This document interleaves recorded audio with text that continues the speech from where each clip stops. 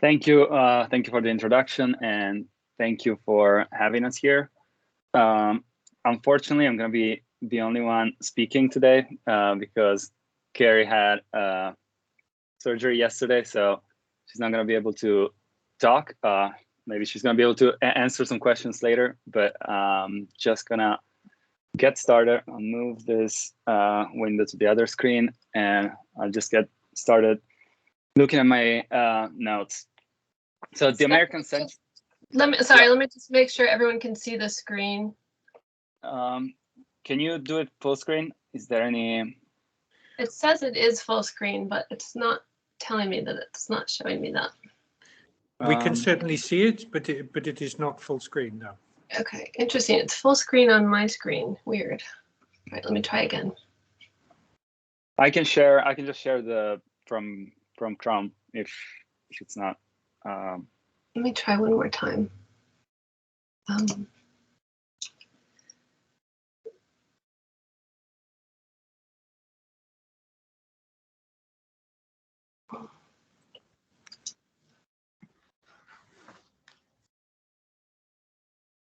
Any luck? Still the same. Oh, sorry. It's okay. I can just, I have it ready.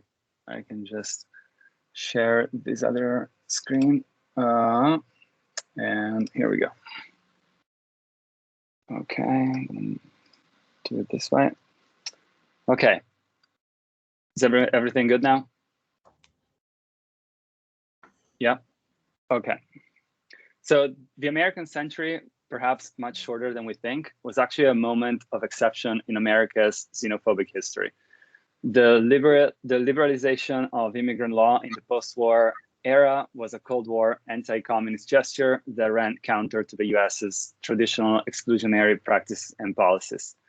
When in 2018, the Trump administration removed the phrase "a nation of immigrants" from the official US CIS mission statement, he was, by omission, articulating the practical intent of recent American immigration policy.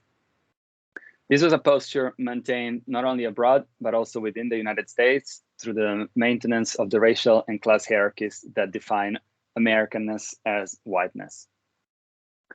Among the many tools that reinforce those hierarchies is disease or threat of disease. The socio-cultural dynamics of the COVID-19 pandemic in this regard echo a familiar pattern. Trump's China virus recalls a long history of associating disease with people or places. And the rise in anti-Asian violence can be directly linked to the association of China and Chinese people with the novel coronavirus. On March 19, 2020, after the unpreparedness and negligence of both local and national government allowed to spread COVID-19 across the nation, Trump edited his speech about coronavirus to read Chinese virus. The relentless association of Asian bodies with the deadly pandemic produced immediate and violent results across the United States and across the majority of the Western world as well. In the United States, victims of the ensuing anti-Asian violence include people of Chinese, Korean, Japanese, Thai, or other Asian diasporic descent, most of whom are, in fact, US citizens. Physical assault is often accompanied by an euphoric order to go back where they came from. Coming at a moment when the country's own identity and being seems to be especially fractured, Trump's ploy was part of a recurring strategy to treat disease as a sociological problem and use it as a metaphor to scapegoat marginalized communities. During this American century, despite Lewis's emphatical assertion that, and I'm quoting, "the sickness of the world is also our sickness," this tendency to associate the other with disease has been extended to any social formation that doesn't conform to the hegemonic values that inform the US national project. Lewis was writing metaphorically, of course, but the notion of an American global, let alone domestic empathy, is easily disproved. At the turn of the 20th century, this was the same mechanism used to vilify Italian and other immigrants, especially those belonging to the working class living in industrialized urban centers. Accordingly, our paper uses New York City's notorious lung block as a lens to examine what has happened more recently in American political discourse, to understand the American tendency to use disease as a means of enforcing America's entrenched racial and class hierarchies. And here's a photo of half of the lung block, which is located on the Lower East Side, as you can see from the map. Today, it's between the Brooklyn Bridge and the Manhattan Bridge, which are not part of this map because it predates both of them, I think, yes. So in 1903, a former sailor town turned tenement district on the Lower East Side became the center of the debate on public health, immigration, and housing reform. In many ways, this particular block was indistinguishable from the rest of the area, a bustling immigrant stronghold characterized by 5- and 6-story brick tenements and the occasional old house. Yet in 1899, Robert Forrest, then chair of the chair of the Charity Organization Society and later New York City's first tenement house commissioner, declared this block as the worst, most dense, and tubercular of the city. According to wealthy, white progressive reformers like the Forrest himself, this lung block, which is a generic term for a place where tuberculosis proliferated, represented a threat not just to its struggling working class immigrant residents, but also to the city at large. The data they presented, however, was considerably less conclusive. Blocks in nearby Chinatown and Little Syria had far greater incidence of disease, congestion, and condition of poverty. Yet, it was the lung block that was singled out as the slum epicenter of disease. And you can see here how it's a point that we will get to in a minute, but disease actually decreased over the span of 10 years. And you can start actually on the map. I know it's counterintuitive, but it starts with the map on the right. And then it goes forward in block of like 4 or 5 years at a time. Of course, the majority, like the majority of the Lower East Side at the time, the lung block was mostly populated by a struggling and eventually up-and-coming working class, made up of first and second generation migrants from Italy, Ireland, and Eastern Europe. Immigrants became the tuberculosis boogeyman, and by extension, an existential threat to the moral and social fabric of the city. The concurrent emergence of a coordinated public health response to the eternally simmering pandemic of tuberculosis intertwined with progressive social reform efforts to cure the perceived moral and social ills of the immigrant. The noble goal of tenement house reform to improve housing standards of the immigrant poor was first and foremost a containment strategy, a means to keep the poor and their alleged disease from spreading to better neighborhoods uptown. The reformers' approach relied upon the authority of the emerging science and practice of public health, as well as the late Victorian pseudoscience of eugenics. The admittedly poor housing conditions of the block improved after the enforcement of the tenement house law of 1901. Yet the reformers engaged in an effort spearheaded by the university settlement and its resident Ernest Poole to raise the block and build a park in its place.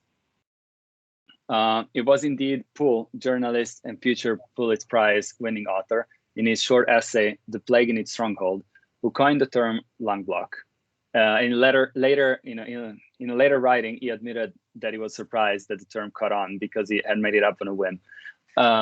But it did stick with the block for about 30 years after he came up with it. And you can see here this map, which is a map that Poole himself compiled using the previous maps that I've shown you, and I will get to that in a second. And this is a photo from his expose that depicts a happy child in front of a horse. So the plague was an attempt to shape public opinion to gain support for the crusade against the slums, but it was also a propaganda tool to make the case to replace the lung block with a public park to provide light and air to the tenement district. All the immigrants in Poole's narrative are cast as inherently flawed, if the Irish are victims of vice, and especially alcohol consumption, the Italians, who, unbeknown to Poole, represented the great majority of the people living in the lung block, are depicted as especially hopeless, passive and dirty, signifiers for pauperism, the great fault of the poor since the Victorian era. And the cue that this is a misleading argument is that it's one of many cues, but one that we're showing you now is that this map that Poole compiled was actually a cumulative map versus that basically puts together all the cases in that time span that I've shown you from the Board of Health, instead of showing how disease declined. Here it's like a very, like, you can see it if you look at the small prints, but most newspapers at the time just circulated the map, just giving a false impression that by 1903 you were having 20 something cases of tuberculosis for some of the tenements. It must be noted that despite the widely spread assumption corroborated by nativists and reformers on Italian proclivity to the disease, the actual data reported by the Board of Health showed that death rate from tuberculosis among Italians was among the lowest of the city. Indeed, the fight for the lung block was little concerned with facts and more about the fear that disease could have spread throughout the city, especially above 14th Street, the imaginary line separating the working class from the upper classes. Apart from Poole's expose, this fear of moral and medical contamination spreading from the slums is also repeated in a number of articles published in various progressive journals, as well as local newspapers, raising social anxiety about the spread of disease through prostitution, vice, and especially the manufacturing of goods and food in the tenement district. By 1907, Robert De Forest declared that due to the intervention of the tenement house department, the so-called lung block was no longer a threat to the city. Yet, as several scholars have shown us, including Alan Main and Mike Davis, the social construct of the slums have historically been hard to dismiss and have had important consequences in terms of both urban policy and the otherness cast inevitably upon slum dwellers. 2 minutes, Stefano, if I may, please. Okay, yeah, thank you. A couple paragraphs. So the Italian community of the lung block was eventually displaced between 1929 and 1933, when real estate developer Fred French revived and capitalized on the reputation of the block from 3 decades earlier to make a case for developing housing for the middle class in lieu of the once infamous lung block. In fact, his proto-gentrification, as you can see from this quote, was his proto-gentrification pitch was explicitly classist, mentioning a class of people who shouldn't be bothered by having to take the subway. And French relied on funding from the RFC, a government-owned corporation established under Herbert Hoover in 1932, so predates the New Deal, intended to provide capital to stimulate the economy in the early years of the Depression. And I'm just going to conclude by saying that the identity that would define the US in the American century as a scientific and cultural authority rooted in Protestant Christian morality was largely formed at the turn of the 20th century out of the US's struggle to manage foreign bodies, not only bacteriological or viral pathogens, but the non-white and or immigrant. American foreign and domestic policy has long pursued an assimilationist agenda or pursued cultural empire, or empire by invitation. Think of George W. Bush asserting back in 2003 that the Iraqis wanted to be like us. America's triumphs at the start of the American century are commensurate with its failures at the end. Among the US's great failures is its inability to accept itself as a land of immigrants. In 2020, nativism and nationalism contributed to preventing the US from dealing effectively with the COVID-19 public health crisis, reducing public health guidance to a matter of politics and scapegoating anyone perceptibly Asian as a threat. In the post-war era, liberalized US immigration laws, such as the end of the Chinese Exclusion Act, the expansion of immigrant eligibility from Asia and other non-Western countries, offered a virtuous vision of America as a multicultural democracy. There is no better symbol of renewed isolationism and the anti-immigrant doctrine that brings the American century to a close, then the southern border wall. I'm just gonna close with these two political cartoons featuring the wall illuminate the ironies of the US's conflicted consciousness regarding both immigrants and disease. One from 2014 depicting disease-bearing immigrants trying to scale the wall symbolizes the US's fear of whatever contagion non-white immigrants may spread.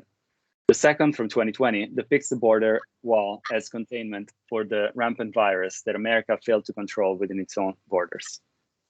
And that's it. Thank you for your attention and looking forward to our discussion. Thank you very much. Anne, the floor is yours. Thank you. So I guess I would, this is not part of my prepared comments, but as you were speaking there at the end, I was thinking about the comparison of the early 20th century to the early 21st century, and they strike me as equally nativist, and I hate the term isolationist, but equally, if you want to think of it, sort of inward turning.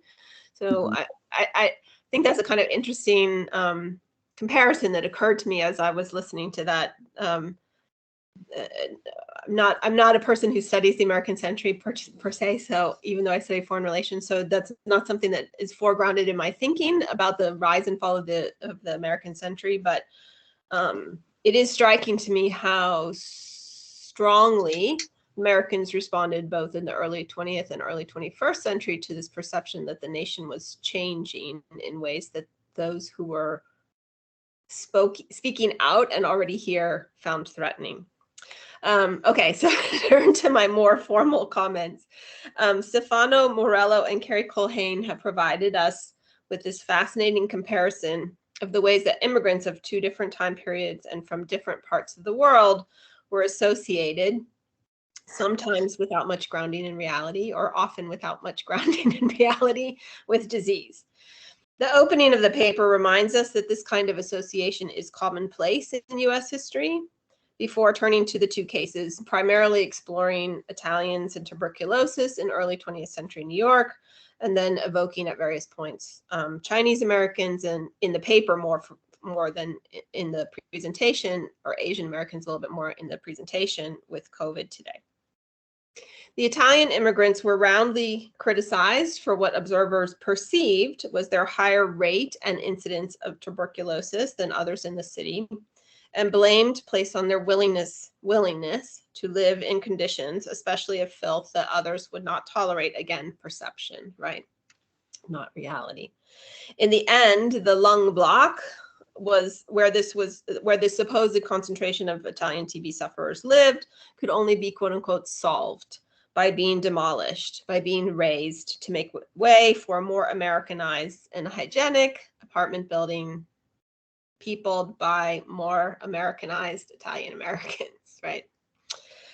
The actual comparison to Chinese Americans in the time of COVID in the paper is quite brief and mostly evocative rather than elaborated. And I don't say that as a criticism, just this is a short paper and it's a comment that will inform, maybe informs my comments, and then I think we might want to unpack that a little bit more in the discussion. The sentiment behind American criticisms of both immigrant groups is assuredly similar, stemming from anti-immigrant racist feelings. It might have been interesting to have more unpacking of this, though, to think a bit more systematically about the variety of ways that the linking of fears of immigrants and fears of disease can happen, and the variety of consequences that can stem from this common sentiment. The paper does spend some time on the differences, having observed that Chinese Americans seem less obviously able to assimilate in the eyes, presumably, but not really, well, it's a little bit more stated in the presentation, but not so much in the paper, of white ethnic majority Americans. This distinction is fundamental, of course, but for the moment, I'd like to explore a bit the ways in which the diversity of interpretations and language points us to the rich understanding of these relationships that the authors suggest, but don't fully develop, again, probably for reasons of time. So first of all, the ability to live in, potentially thrive in filth, crowded conditions, and eating low quality food can be, and was at the time, seen as a sign of inferiority and weakness and disease status. But it also can be a sign of how dangerous such a group is to Americans in terms of the likelihood that such groups can drag down standards of living, right? So this is a common critique of immigrant groups, that they are harming the ability of those Americans already here, always represented as the white Americans always here, to maintain standards of living, was the immigrants who can live in a lesser way with less food, less good conditions, et cetera, less money, will harm the ability of those white Americans to keep their well-paying jobs. This critique is much more frequently aimed at Chinese immigrants throughout US history. So it's kind of interesting to me to see it lobbed against Italian Americans in some ways. It's a very common and extremely racist trope that is used against Chinese immigrants throughout the 19th and 20th centuries. So I think that would be interesting to sort of think about a little bit more. A second thing, assimilation assuredly is, as the authors state, in some ways able to be stably observed, with people perceived not to be white, deemed less able to assimilate. But of course, this is not really always a stable category. Perceptions of assimilation are coded based on whiteness, but fluctuate independently of that. The paper, although not the presentation, evoked the cases of Andrew Cuomo and Rudy Giuliani in our current sort of thinking about this. And those were very evocative to me. Both of them, darlings in some ways of the Americans. Andrew Cuomo during the pandemic, and easier for maybe someone my age to remember, but Rudy Giuliani really was somewhat of a darling of the American public after 9/11.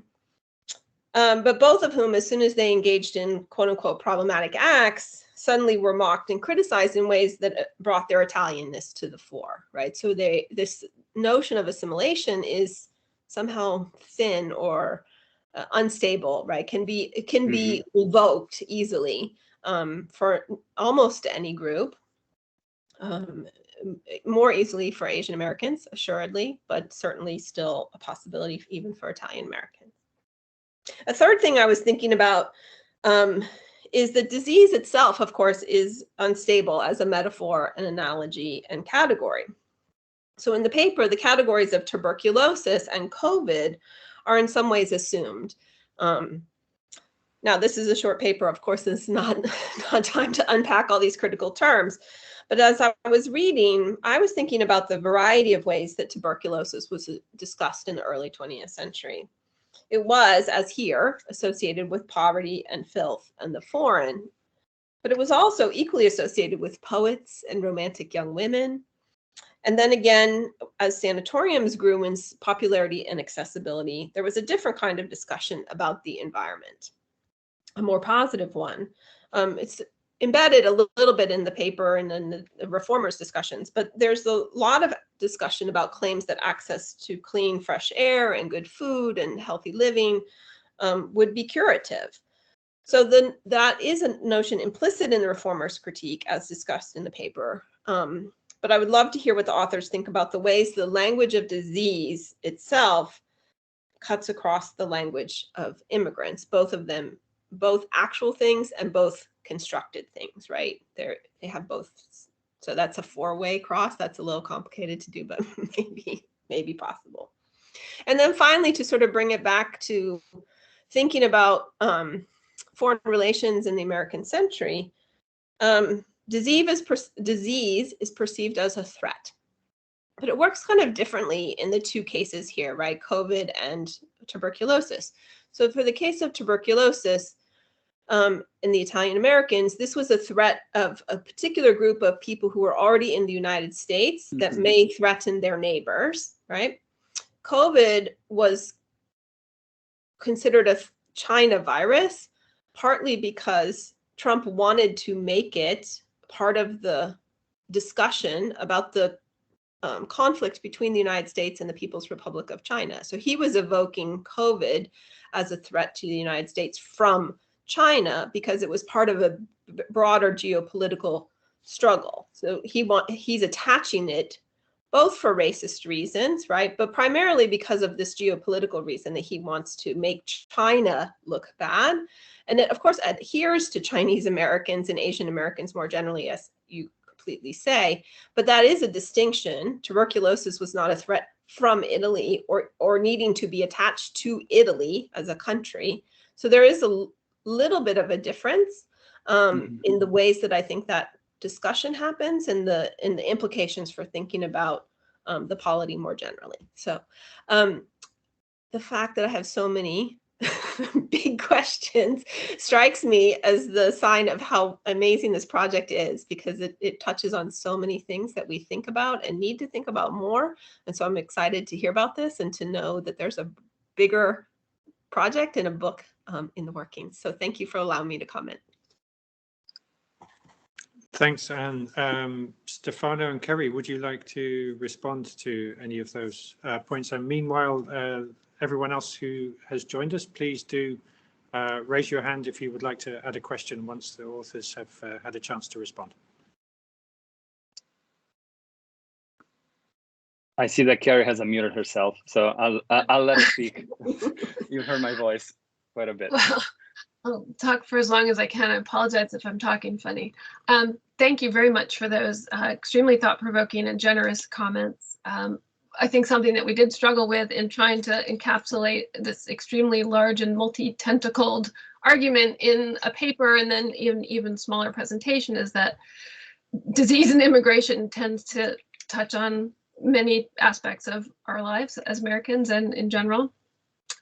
So it has been hard to capture those, but you helped sort of elucidate some of those essential points that I think we do need to refine a little bit more about immigrants and disease in all of the ways, sort of, even if we can figure out how to do it in a shorthand, sort of all of the ways that we might talk about that. And our parallels are not precisely parallel between China and Italy, but sort of the results are. So we're almost looking at it from sort of less than the instigation, but then sort of the outcome. But you've given us a lot of, I've taken furious notes, and I appreciate your reading closely our paper and thinking deeply about it.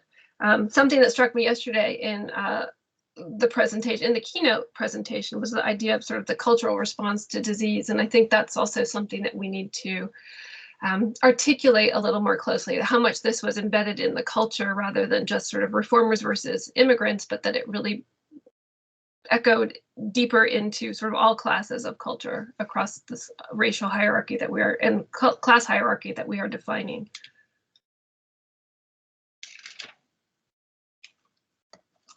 Yeah, if I may just add, with regards to Anne's last point, also thank you for all these comments. It was also, and thank you for catching what you expressed exactly what I had in mind when I mentioned Cuomo and Giuliani, because it's that's a whole other paper on the side, you know, the precariousness of that wideness. But I'm glad that a small hint went a long way. And with regards to the last comment that you made, I think you're absolutely right in terms of saying that COVID is, you know, TB is mostly inner it's an inner concern, whereas COVID, I think it's both inner and outer. You know, there's like a double, so it's almost a double purpose in that casting Chinese people and Asia as a culprit, and we do need to think about that more. You know, like the relationship between the internal and the external threats, because as we were thinking about this, we were thinking, you know, with the Italian immigrants, you're facing the problem with something it's already happening. It's about putting a patch of something that's already there. There was like very little immigration laws at the time. Whereas with COVID, you're thinking about a moment where there's a lot of like legislation wise and on so many levels, you're working on a more structured world And so it's like the impact on that word is inevitably a lot more complicated.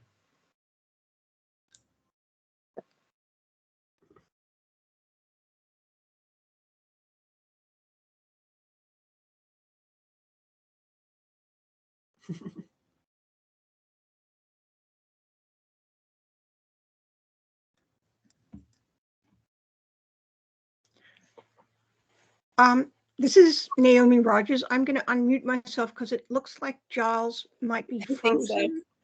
Yeah, Giles, it's fine. That's fine. I did have my hand up, so if I can follow up, if that's okay, and that'd be great. Yeah. Yeah. So thank you both for this paper and for your comments. This is a really exciting period looking at immigrants and disease in the progressive era and thinking about the kinds of issues that occurred in very different forms, both in the 30s and then more recently. I guess I wanted to just revisit the progressive era here. It seems to me that there's an additional issue that maybe we're kind of all taking for granted, but I want to articulate, which is that Italian immigrants were Catholic, right? And even though progressive reformers maybe don't say this a lot, what makes them especially uncomfortable about certain kinds of immigrants, but not all, is that they're not Protestant. Right? So that when we talk about Jewish immigrants, we immediately think, oh, it's because they're Jewish. But in fact, when you say Italian immigrants in the early 20th century, and to be honest, it's even possible that more recently, when we talk about the Italianness of Cuomo and Giuliani being made more of just recently, that maybe there's even that element of religion as well, of like different religion and difference there. So I just wanted to throw that out, but also to say, to pick up on Anne's point about thinking about tuberculosis as this disease that is not only associated with immigrants and dirt, like so many infectious diseases, but also begins to have this notion that if you change the environment, if you start to breathe fresh air and so on, that people can be protected, including people in urban centers. This was the expansion of sleeping porches, right, which landlords were encouraged to build for tenants so that at least they could sleep in the fresh air, either to help treat tuberculosis or potentially to prevent it. And I was just wondering whether the notion of getting rid of the lung block and turning it into a park is also somehow not possibly in that same kind of concept, that surely more natural and fresh air would be healthier for everyone in a way that sadly these immigrants don't understand. So I'll leave it there and turn it over to both of you. You are absolutely right about the progressive effort to add light and air to the neighborhood by creating parks. And the lung block was strategically located a certain distance from other planned parks. And so it fit into the reformers' larger plan of locating parks within neighborhoods. There was a local priest who was a Catholic priest, who many of his parishioners were on the block, speaking of religion, both Catholic, Italians and Irish. And so I think you are correct that the Irish and the Italian were singled out in particular, not just because of cultural practices and their perceived vices, but because of their religion. But that was the unspoken underlying problem with them, I would say. And so the reformers' intentions were not bad.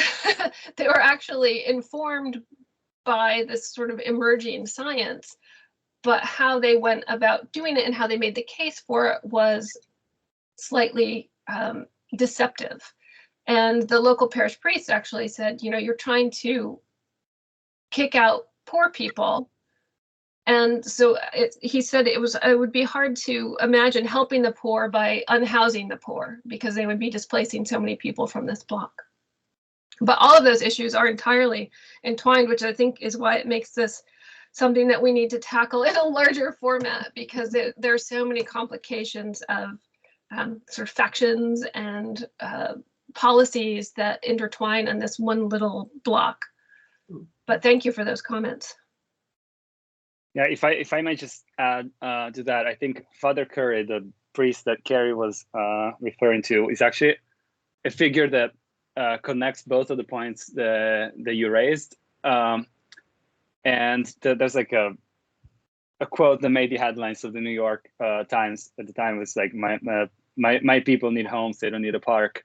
But aside from this, and connecting to the second point you made about environment, there was also a larger attempt, especially towards populations that were perceived to be less assimilable, such as Italians, to move them out of the city altogether and move them out of their of the clusters that they made, with fellow citizens, with fellow Italians, so that they could be, again, we go back to the assimilation moment. It's like if we move them to the suburbs, they are going to become American, and that's like often in the discourse around the long block. It's occasionally made explicit, but it is often the rhetoric behind. It's like, those people don't need to live here.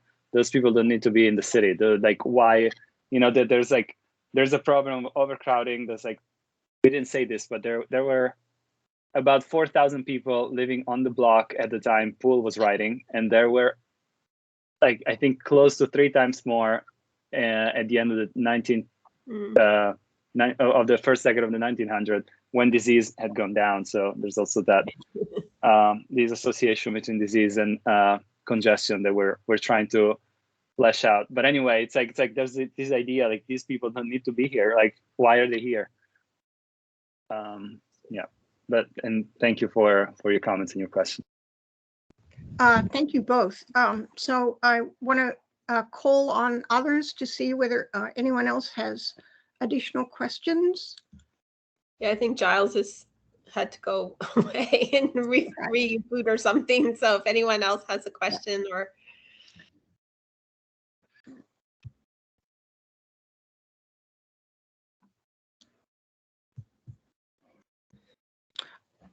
While we're waiting for somebody else, actually, Stefano, I just wanted to follow up on something you said about additional bureaucracy and legislation around immigration in the 21st century. In fact, I guess I'd just like to push back a little bit. This is the era that the federal government introduces quite stark immigration policies, right? The public health services involved in Ellis Island and also Angel Island on the West Coast, which is to assess every single immigrant for mental and physical health, and to send back to their home countries those who are considered potentially unassimilable or even defective in certain ways. So I wondered whether that was also something that you were looking at as well. Yeah, and I just want to add, like, I when I talked about the disease related to a national security threat or a geopolitical threat, it's not that the tuberculosis doesn't come from outside, because that is definitely a fear, and of course that's a fear till today. Some countries, you still have to produce your lung X-ray to show you don't have tuberculosis, but it's not associated with the government of that country where the tuberculosis is coming from. That was the distinction I was trying to draw. So I apologize for saying that too quickly as I tried to fit my comments in the time frame. No, not at all. Thinking about the immigration restrictions then and now, I think what we had in mind was there was essentially an open door policy other than passing the health check. There were very few other restrictions on immigration, and it was because of the threat of disease and because of this overwhelming non-white, non-American population coming that those extremely restrictive policies start to happen in the teens and in the 20s, and overtly racist policies that the United States government even admits by the 1950s, when the Presidential Commission says, oh yeah, those were really racist policies in their own report. But those early years, the health check, actually, that's a really important point that you make, and we do need to acknowledge that, that it was the health check that was the limiting factor in who could come in. But it wasn't sort of the green card, the visa, those other sort of restrictions that we talk about now, whereas so the bureaucracy has gotten larger in this period. I think that's what the point that Stefano was trying to make. It's a more complicated bureaucracy now. For sure. Yeah, no, I certainly agree. One of the interesting distinctions about Italian immigrants, Italian and Slavic immigrants, I think, in the early 20th century, is that high proportions of them went home again. There's something in progressive reformers who imagine that, of course, immigrants are coming to the greatest country in the world, and of course, they're going to stay here forever. But indeed, for many immigrants, they were here to make some money, to send money back to their family. And when they'd made a certain amount of money, they left. So it's an interesting sort of concept that I think we still kind of hold, which is that if someone's coming to this country, obviously they'll want to stay here forever. Right, and certainly that was an assumption in the progressive era too. Similar to the treatment, the way that Chinese were spoken about, that they weren't just coming to take advantage of American resources and then going back to China, so they weren't actually contributing. This was the imputation, that they're not contributing to the United States because they don't want to come here and be American. The Chinese were actually initially received very well until they became a labor threat, and then disease was used as a way to marginalize them in San Francisco and in New York. But I totally lost where I was going with that, but it made perfect sense to me when I was starting that thought. I think we say hello again. Sorry, this is Giles. I've had to co-opt a colleague's computer because it was literally like someone pulled a plug on my Teams connection. It just literally went dead in front of my eyes. So I do apologize, and a big thank you to Naomi and Anne for continuing the session in my absence. Kerri, did you want to round off your comments? Yes, I just remembered where I was going with that. Thank you. Thinking about non-normative immigrants, so those who are predominantly male, those who are not here, those who are just migrants, those who are just coming and going again. I think they were particularly a suspect in the eyes of reformers, and a little more scrutiny given to them, and more, I guess, accusations or imputations of disease and associations of disease because they were so mobile. Okay, thank you so much I was able to follow most of the discussion when I wasn't running around frantically looking for a technical solution.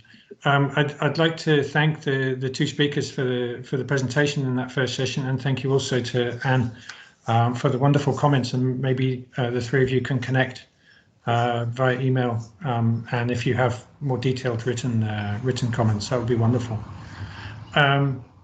We will move on now to the second presentation, which will be given by Gaetano di Tommaso. Gaetano completed his PhD at Bologna on US oil policy in the early 20th century, and has since been teaching at SciencesPo in Paris. He received a Kluge Fellowship for research at the Library of Congress in 2020, which of course is slightly awkward time for research at the Library of Congress. So I know Gaetano has had quite some difficulties arranging his research. But from January 2022, he will be our new postdoc researcher here at the Roosevelt Institute, and we're very happy to have him. And his talk today is entitled Oil Progress and Public Health in the 1920s. And our commentator is Robert Vitalis. I think Bob is with us online at the moment. Professor of Political Science at the University of Pennsylvania, whose research interests cover, well, many things, but predominantly race, economics, and US imperialism. And his most recent book is entitled Oilcraft, The Myths of Scarcity and Security That Haunt US Energy Policy. But first, Gaetano, the floor is yours. Thank you, Giles. Is Robert there? Because I cannot see him, so I was just double checking whether he's actually with us. Bob, are you there?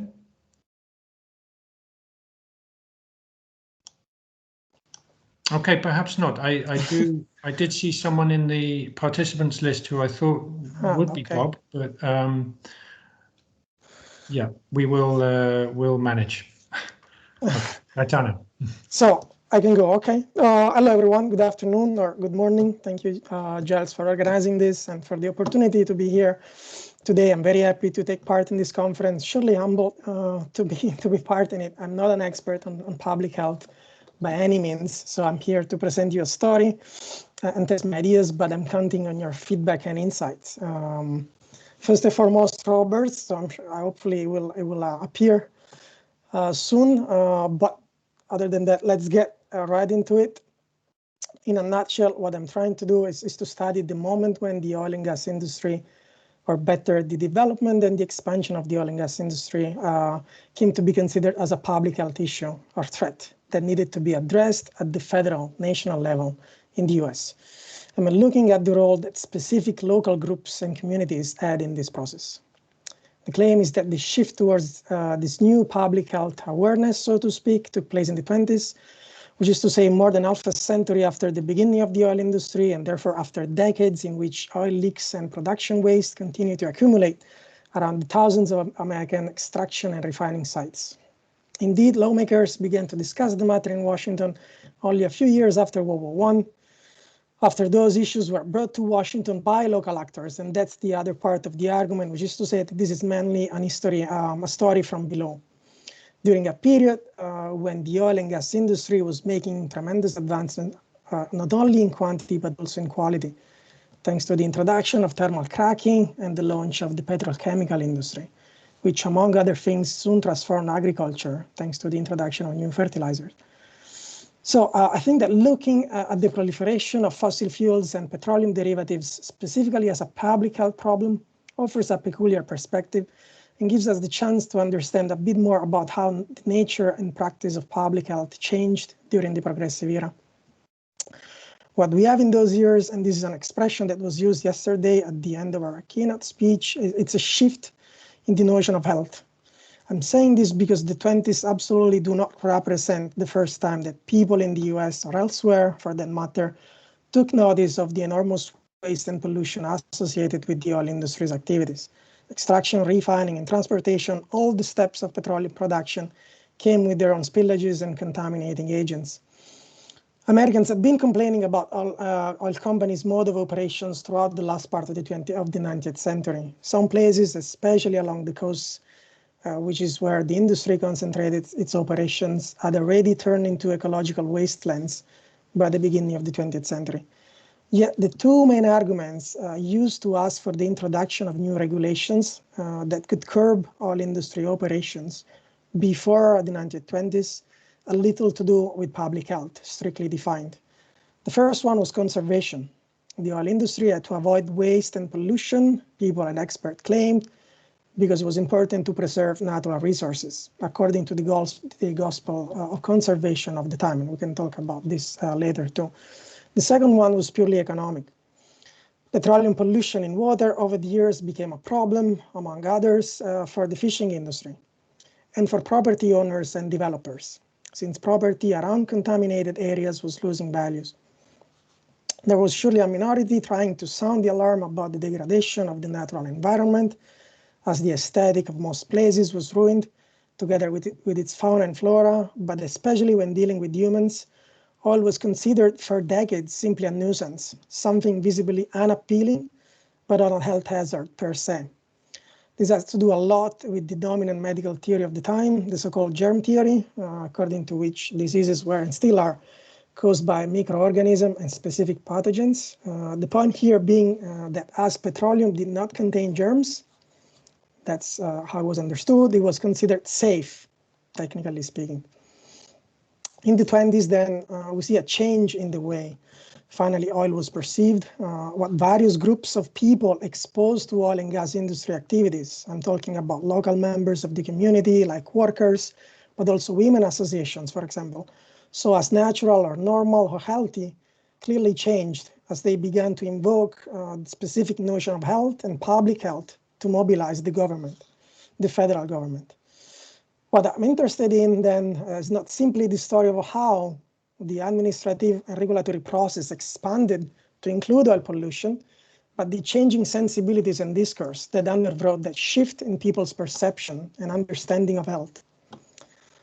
So, where are the federal public actors in all this? This is a straightforward question. Well, they're part of the story, but I don't really place them at the forefront of this process or change, especially when talking about oil pollution in water. Public health officials struggle to understand what was at stake. Paradoxically, for years, water pollution experts considered some petroleum products harmless or even sort of useful, as they were used to kill harmful organisms, for example, larvae, which were the main causes of concern.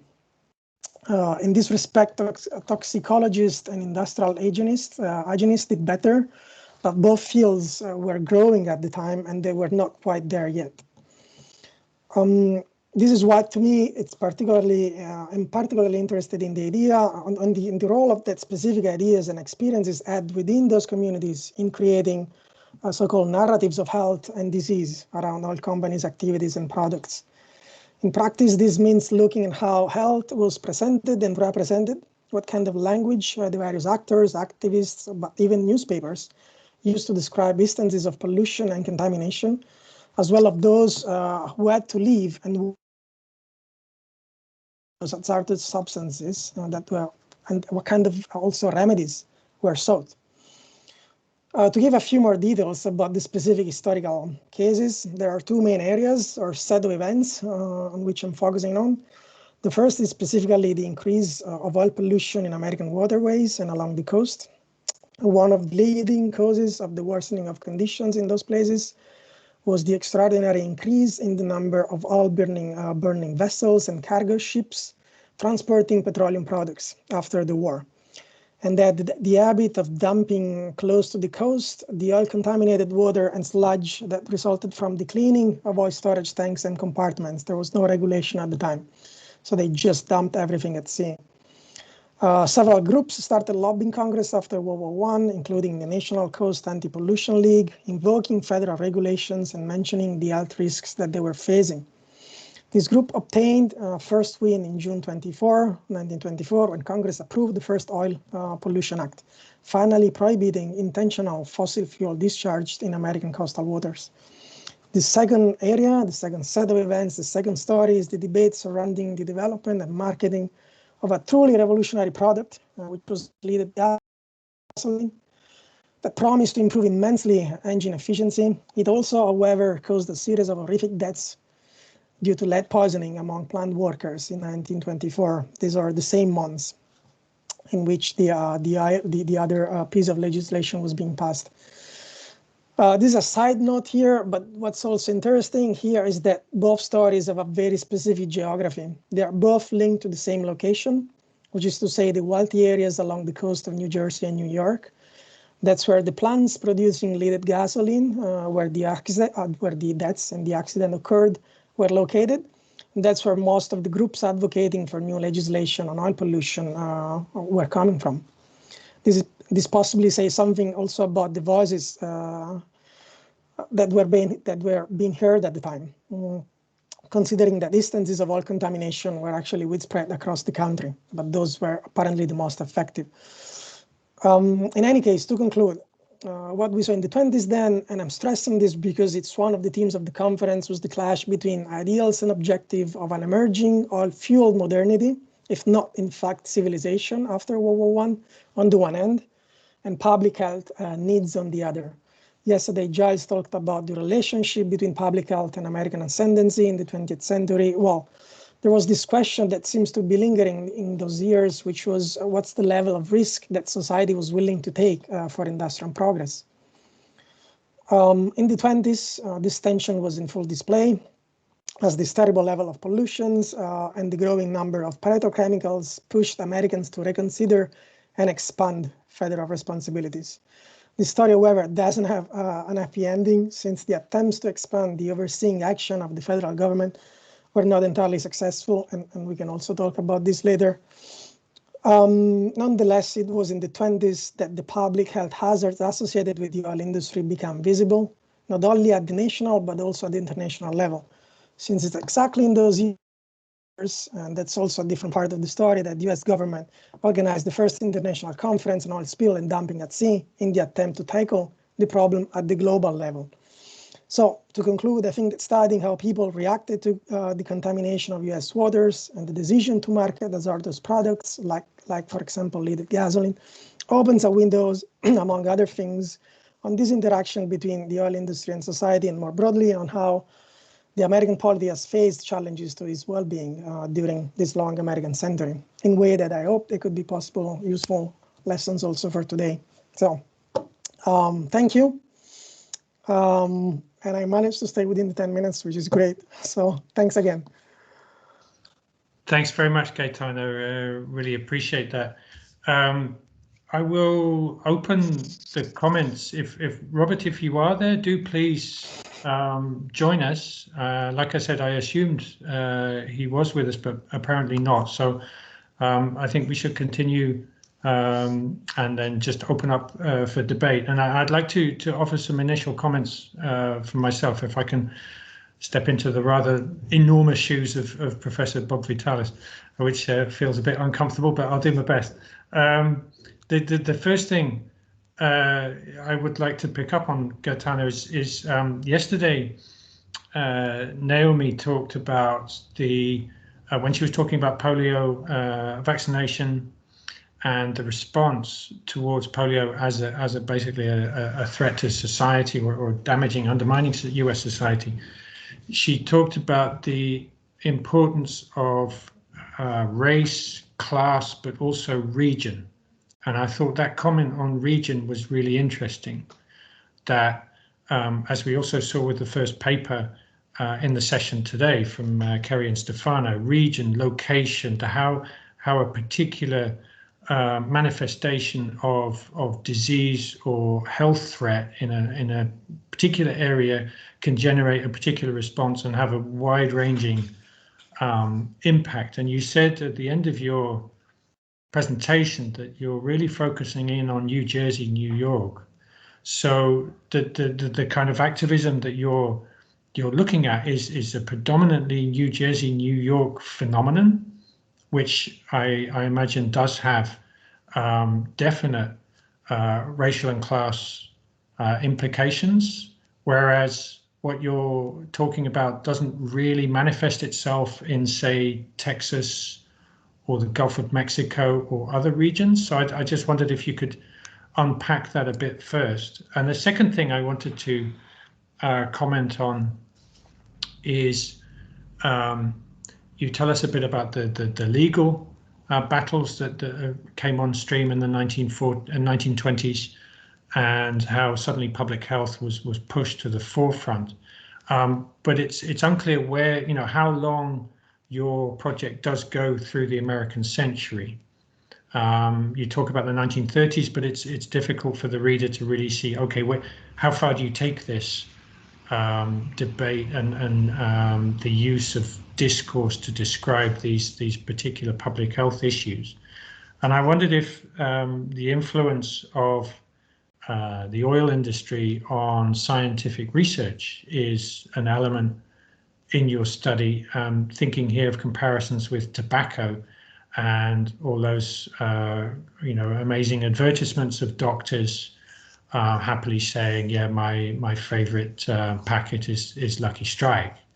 And I know that the oil pollution is something deeply tangible, and you cannot wash that away literally or figuratively. It's just so obviously killing fish that maybe it's a different kind of category. But still, when you talk about the leaded petrol issue and that lack of knowledge initially about what's causing those deaths, have you been able to trace also in that sense kind of industry influence / manipulation of scientific research to enable them to continue with what they wanted to do with this revolutionary project, as you put it? So those are my two main comments. If I give you time to answer those, everyone else is welcome to come in with questions, and I see we already have one. So Gaetano, please, the floor is yours. Thank you again, Giles, for stepping in and making those comments. All of them super interesting and super, let's say, centered. That they definitely go to the core of the work here that I'm trying to do. So the first one about the differences in class, race, and region and location, that's definitely part of the story. I'm looking at the moment in which those grievances reach the national stage. And so what I saw from this, and this is a work in progress, as I mentioned also in the text. What I'm seeing is that there were instances in other parts of the country, for sure, especially in the south. I mean, along the Gulf of Mexico, along the coast of Texas and Louisiana, conditions were terrible. But also in California, where the oil industry had a pretty tumultuous growth. But somehow what happened in the 20s after people and those groups, organized group from New Jersey and New York, protested, or at least sent their representative to Washington, something changed. So surely it's a matter of let's say, grasp and weight in the political debate. There were specific important senators signing those bills that were introduced in 1921. So surely there was an interest. What I'm seeing at the moment is, let's say, an interest in answering to calls from specific areas of the country. And this one was surely very important, but not only New Jersey and New York. It starts to go, of course, along the coast of New England. So from Boston to New York, yes, there were like several complaints and reports focusing on this. And after this was in a way quantified and brought to Washington, we see a reaction from federal authorities. So there is definitely a connection, which I'm also trying to entangle even more, because the idea was exactly to see disparities in the way in which public and federal authorities responded in those years to claims and situations that were somehow similar across the nations, but then affected different kind of communities of people, that for sure. In California, for example, there are great works done on this specific area in which, of course, workers were left in these industrial zones facing these gigantic projects of oil development with little to do and very little, let's say, tools in order to change the course of the kind of growth, economic growth that was damaging and destroying the area. About the legal battles and the long history possibly of this specific issue. The answer is linked to what I said at the end, which is this is not an happy ending. And so that means that there was a burst in the 20s, and then those issues, those claims somehow subsided, mostly because in the 30s there were other problems that needed to be dealt with.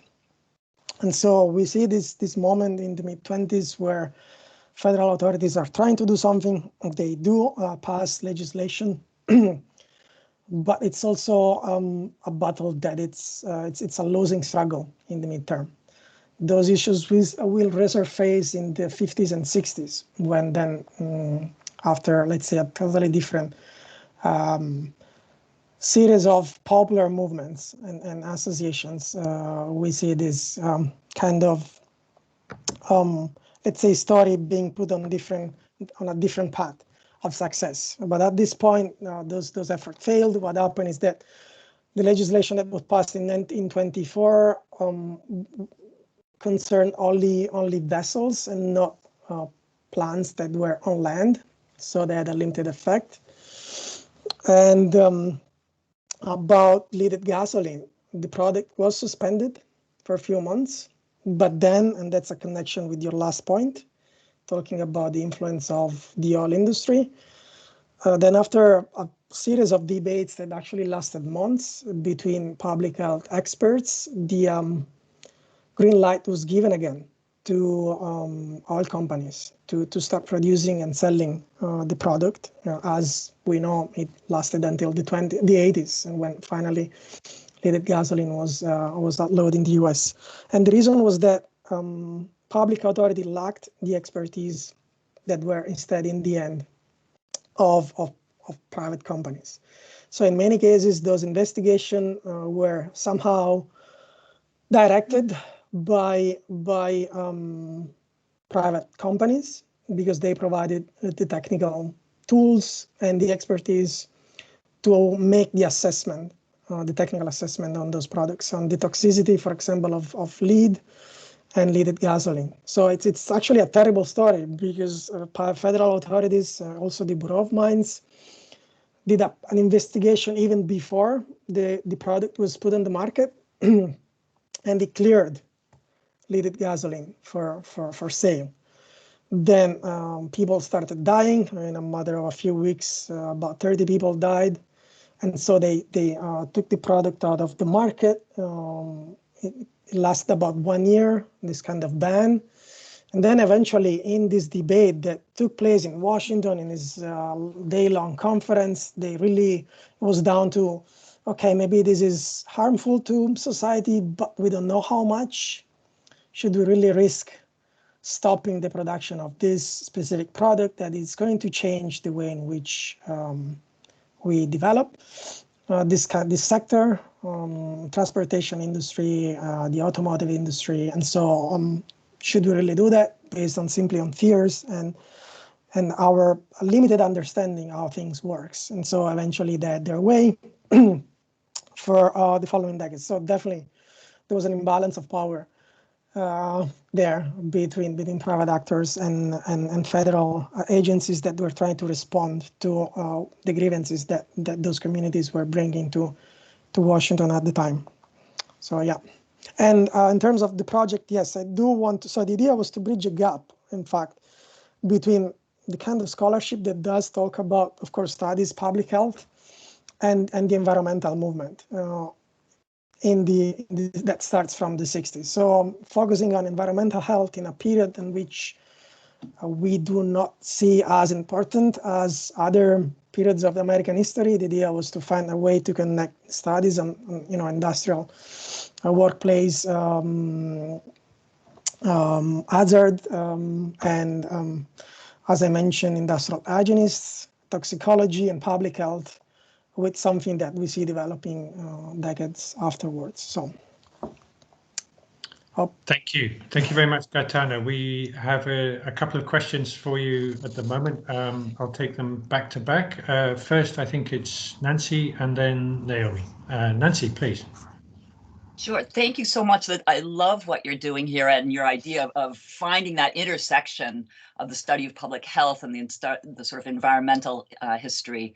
Really, really rich material. My question may take us away from what you're interested in, but something I kept hearing along the margins, I think, and so I'm curious if I'm seeing or hearing something or I'm way off base, which is where gender fits into this debate. I was thinking about the discourse of sort of modernity in industry and the sort of masculine forward looking, and then this concern about health. And I noticed that some of the people you're talking about, that we actually see female reformers coming into play in this time period, and this notion of sort of social housekeeping.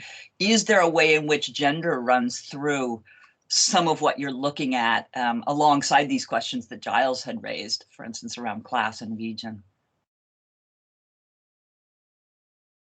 And thank you. And Naomi, would you like to put your question now as well? Sure. I want to add, first of all, to Nancy's point about how exciting this project is. And just to push back a little on Giles, actually, I think that that focusing on the 1920s is going to give you an enormous possibility and insight that other historians can take up for other periods, and you shouldn't feel necessarily that there's some reason you have to keep going, okay, or at least not in this initial project. I'm very excited about the idea of looking at the oil industry in this sort of broader conception, and looking at both water pollution, or well, water and land pollution, and also the very tricky notion of what it means to have gasoline pollution, like what even that even means in the period of the 1920s, even before lead was added, right? And I guess my question is about your focus. So one of the things I think is really exciting about this period in the 1920s, and one of the few things I know that historians have written about, is New Jersey as an industrial site in which public health workers recognized some dangers of industry. So I'm thinking, for example, about the radium girls, right? The women who worked with radium. And this became firstly a state issue, and then more gradually a national question, and confounded many public health officials just the ways you're describing here, because there really were not clear understanding of what toxicology meant and what exposure meant either. So I want to throw out whether you're thinking about also New Jersey as a particular site here, and then just a very quick comment, which is that it's odd to me that people sought out federal regulation. This was an era with a very conservative Supreme Court that felt that really the interstate commerce law needed to be only about commerce that was international, or at least, and maybe interstate. I'm surprised that they didn't try for state regulation, which was, of course, something that the progressive era, in the era before this, had made as a central issue in trying to sort of clean up American society. So those were my two questions. Oh, amazing! Thank you, both of you. Those are great points and let's say springboard for future work and conversation. Amazing! Thank you very much. So on the first one, gender. This is very fascinating, and I want to dig more into that. What role women had, because it's clear that they had a role to play, and that's why I got also interested in this. And so for what I saw so far, let's put it that from today's perspective, maybe it's not very let's say fulfilling the role that they had, because it seems that they were, let's say, the voice of let's say the voice of really, it's true, it's the voice of maternity, of family, of domesticity. And so they were brought in these hearings, for example, in Congress, to show how terrible was oil from the perspective of a mother, from the perspective of a person who had to organize a family, that to take care of children. So even the women's organization that let's say stepped up to report on what they were saying along the coast, most of the arguments that they were making was based on a specific role that was the one assigned by, let's say, American society at the time, the one of a figure that was a responsible mother figure that was facing this threat, the health threat of oil and gasoline in a common environment that should be safe. The one, for example, of the house, or the one, for example, of the beach. And that's something that I think it was particularly important at the time, as the kind of a voice that were put forward. But it's definitely something that I would like to, let's say, investigate a little bit more, because as a reformers in those years, women were extremely important. So I'm sensing that they did cut a role for themselves, and used also this as a sort of a platform also gain public space. About the New Jersey as industrial site. Yeah, for sure. I mean, especially in the 20s, that's where petrochemical industry basically was born. And so it surely has an incredibly important role to play. But since that's so, let's say, well known, ideally the plan was exactly to compare what was coming, the kind of experiences and understanding also of oil pollution that was coming out of New Jersey to what was happening in other parts of the country, to see whether there was something specific to the experience of people living in New Jersey or those workers working in the oil industry in those areas, and that in other parts of the country. For example, if we talk about the oil industry, surely Texas, but also Los Angeles, and also parts in the Midwest, where I mean the Standard Oil Company first developed. So Cleveland, but even like northern than that. And so surely, as I said, it's somehow it's a great and easy starting point, New Jersey. Ideally I wanted to map different locations to see exactly whether there is something different to say about these other parts, and whether instead throughout, again, in the last few decades, most of the work has been done, obviously, on that part of the country. About the differences between the federal level, the state level, and why they decided to go for the federal government, my understanding is that there was some sort of last recourse, because they couldn't, state authorities didn't have the authority, literally, to enforce regulation that could, in a way, curb the economic growth of those areas. And so they somehow preferred and were, to some extent, forced to reach out to the federal government in order to have something, a framework, a legal framework that could be used also at the local level to somehow curb oil pollution. They did try locally before that to somehow stop, let's say, at least restrict the range of activities and the freedom that those companies had, and they were simply unsuccessful.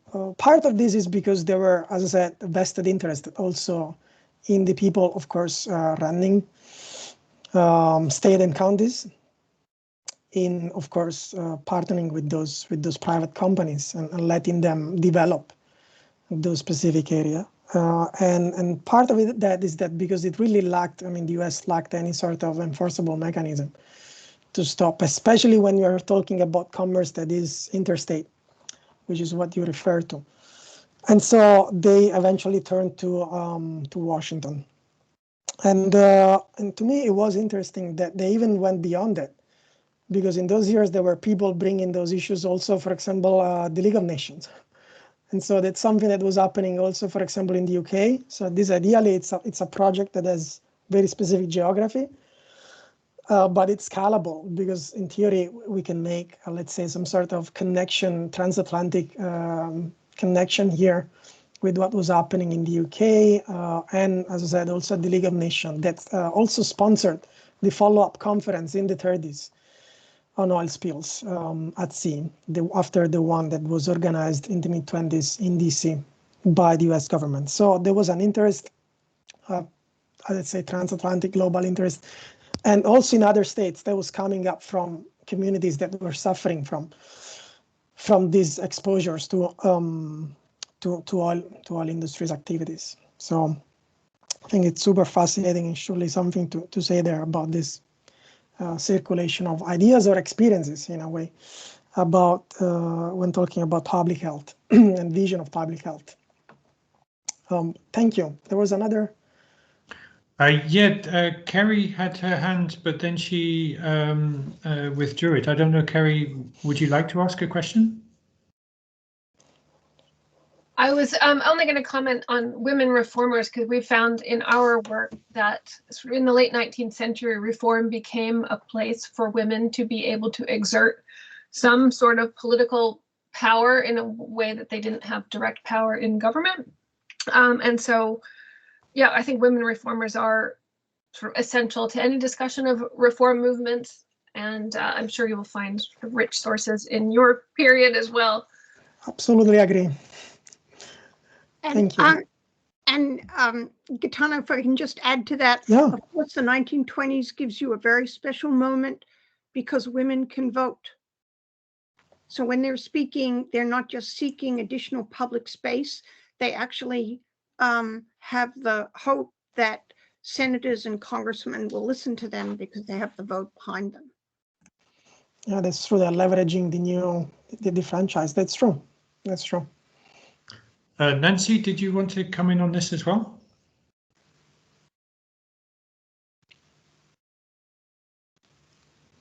I already had a chance to make my comment. Okay, sorry. Gaetano, maybe I can take the opportunity the last couple of minutes to pick up on one more thing. You tell us about the Oil Pollution Act of 1924, which strikes me as quite remarkable, seems so early. And I just wonder, what powers of enforcement did that act give to, I assume, federal authorities? How was it supposed to work? It was the short question is that it was not supposed to work because there were gigantic loopholes, meaning that of course the intention was there, but once again the end process was not that great if we look at what they were asking at the beginning, and that again came from after some sort of round of negotiation with oil companies. So they stopped. They were supposed to punish voluntary spillage and discharge, but in most cases, ships were simply claiming that it was something that it was a mistake or something that was necessary to, for the safety of the ship, or this kind of thing. So something that was involuntary. So that's how it worked for the first, let's say, first few years until the 30s, when they tried to restrict even more regulations and pay attention to them. But then it became a matter of installing new devices on ships that could help them basically clean the waters that they were using. And that again was something, an added cost that not that many companies were willing to bear. And so once again, the standards were lowered. And so what they simply asked them was not to discharge oil, contaminated water close to the coast. So in theory, like authorities on the US, when those ships arrived, were supposed to be able to inflict fines on the ships. In practice, they were like the net was not that tight. So pollution diminished, but continued.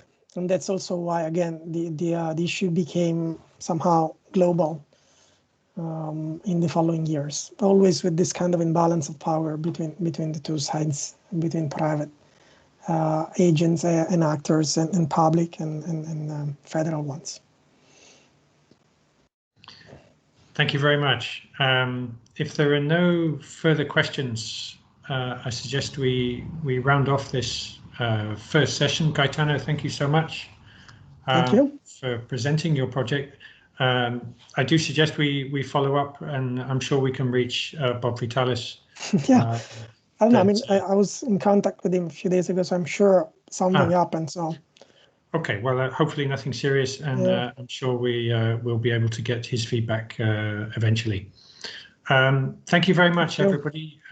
We will now take a half an hour break, so we'll be reconvening at 4:30 Dutch time. Thank you very much, and see you soon.